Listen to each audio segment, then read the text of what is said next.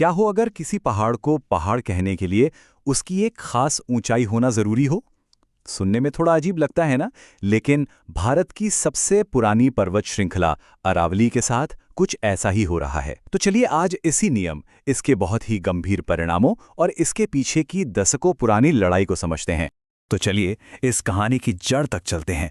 इस पूरे मामले के सेंटर में एक ऐसा नियम है जो पहली नजर में तो बिल्कुल बेतुका लगता है, लेकिन इसकी सच्चाई वो काफी हैरान करने वाली है। जरा सोचिए, अगर कल से एक नियम आ जाए कि इंसान सिर्फ वही माना जाएगा जिसकी हाइट 6 फीट हो। अब ये सुनने में जितना अजीब लग रहा है ना, ठीक ऐसा ही एक नियम भारत की सबसे पुरानी पर्वत श्रृंखला अरावली पर लगाया जा रहा है। और ये है वो 100 मीटर का नियम।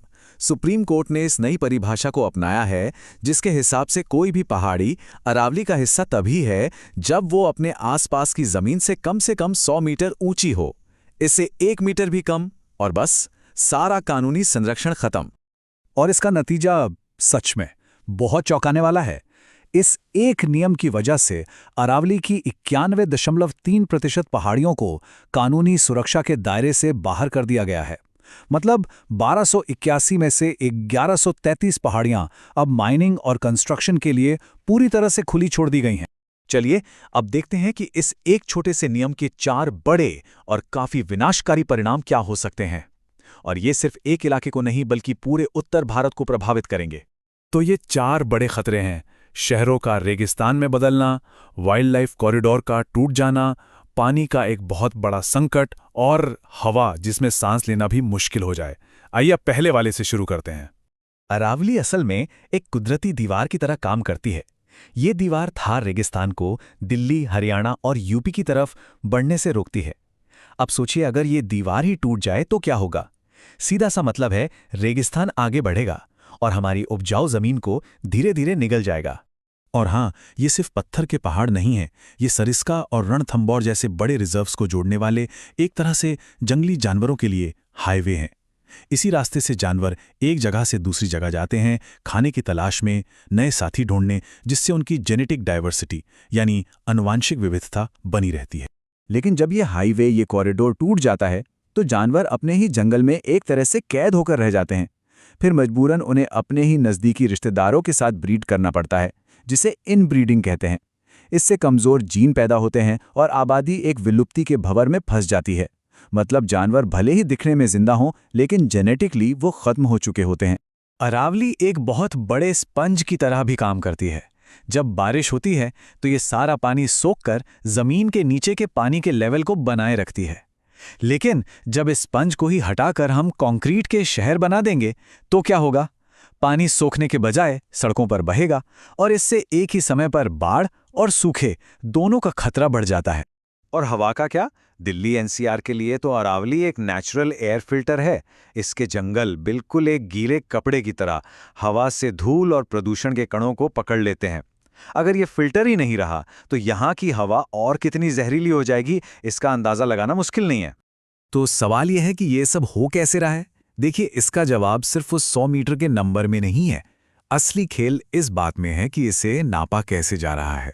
पूरी दुनिया में साइंटिस्ट ऊंचाई नापने के लिए एक स्टैंडर्ड तरीका इस्तेमाल करते हैं।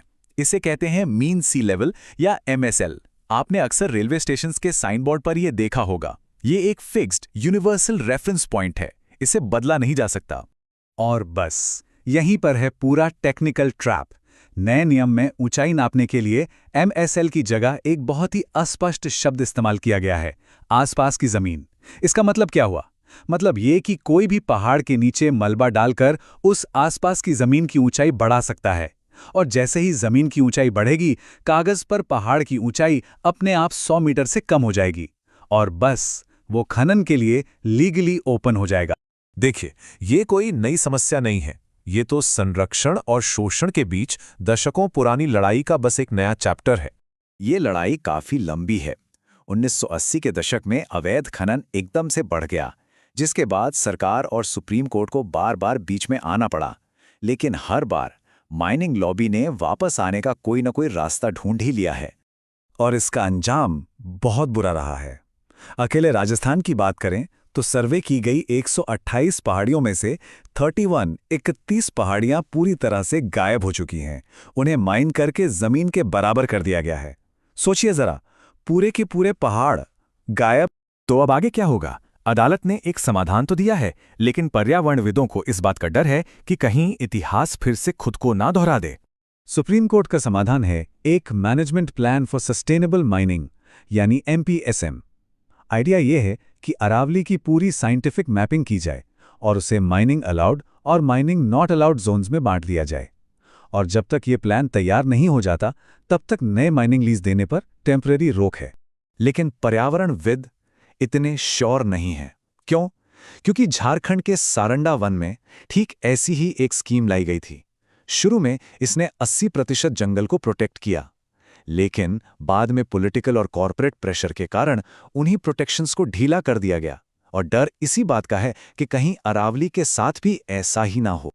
आखिर में बात सिर्फ इतनी सी है, एक बिल्डिंग टूटी तो दोबारा बन सकती है, लेकिन ये 250 करोड़ साल पुरानी पर्वत श्रृंखला अगर एक बार चली गई तो ये 100% परमानेंट लॉस है, हमेशा के लिए। सवाल ये नहीं है कि विकास जरूरी है या नहीं, बिल्कुल जरूरी है। असली सवाल ये है कि हमें कैसा विकास चाहिए, एक ऐसा जो हमारा भविष्य बनाए या एक ऐसा जो हमारे भविष्य को ही मिटा दे।